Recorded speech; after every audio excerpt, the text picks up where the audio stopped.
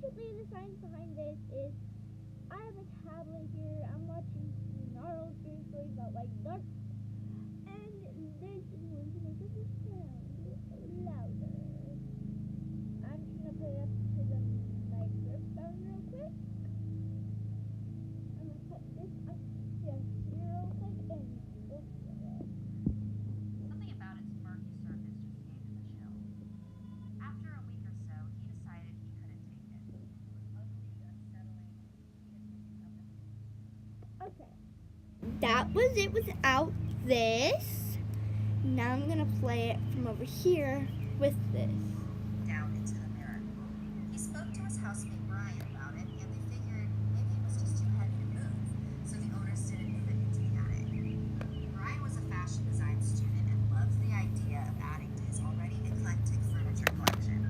So together, Actually, I'm gonna show you another way because my tablet's stupid. Alright, so this is my voice without this beautiful thing. And this is my voice with it. Can you tell the difference? Yeah, you can. It's louder and you can hear it more. Well, it's kind of muffled. But the science behind this is, sorry guys, the science behind this is all the sound waves you can kind of feel it vibrating when I'm holding it in my hand, and my hand is kind of covering it a little more.